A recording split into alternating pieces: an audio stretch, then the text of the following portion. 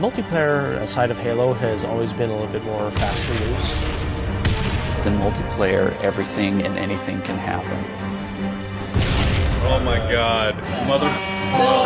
We need to be either as good as Halo 2, and obviously that is our bar, is as at least as good, better as Halo be better. Enjoy your walk back to the beach. While you're working on the project, the bar is sort of a moving target. It can be intimidating for sure. Typically my morning starts with me weeping at my desk for about 30 minutes, and then I get to work. We've really gotten hardcore about instituting afternoon playtests. Okay, it's territories, 15-second respawn time. And it's become fundamental in how we're working on the game. Oh, Froman! Oh, you're so close! From day one, people have been in there playing it, which really refines the gameplay. It was horrible there. Well, who broke territories? I think Halo 2 multiplayer has been played like 4 billion times. Competing against yourself is stressful. Coming up with these scenarios that people play over and over again. Now, how can we rethink that and create something that's new and interesting?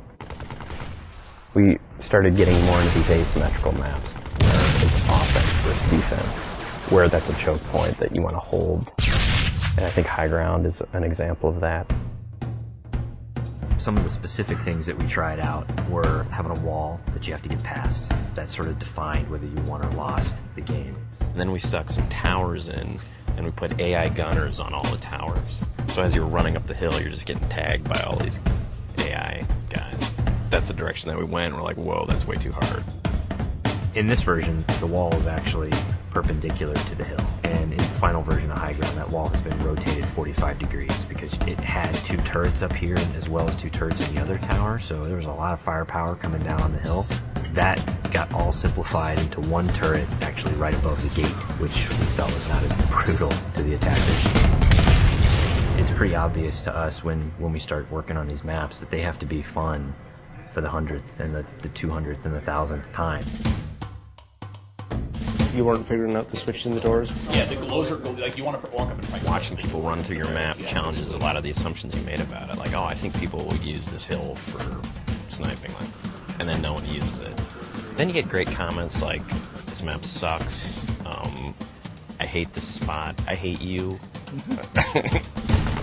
A lot of the time that we spend on these levels are in the details, making sure that the run to a weapon is equal for different areas, getting the distances right for flag captures. Because we make such an effort to place titled objects in a level, like the waterfall, the bridge, the porta potty, people can say the flag is down by the porta potty. That immediately helps with that social aspect. Tell them about the porta potty.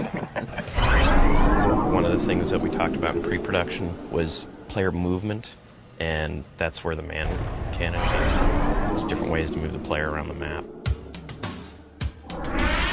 In Halo 1 and Halo 2, we had these teleporters. Although it was a great way to get around quickly, it didn't provide as much inherent danger as the man cannon does. There's almost nothing more rewarding than sniping a guy out of the air as he's man cannoning across the map.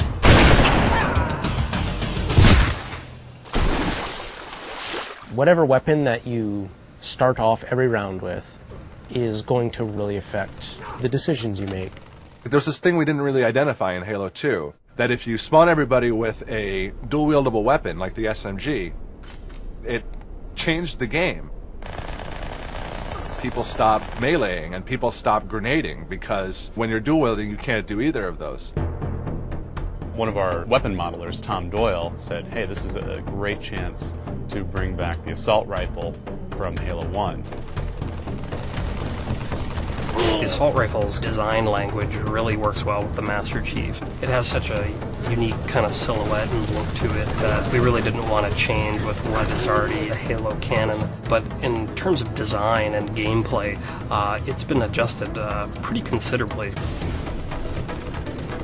The weapon has a kind of a shallow clip, so it came down to how best do I use my melee attack, or how best do I use my grenades in order to tip that fight a little bit over in my favor.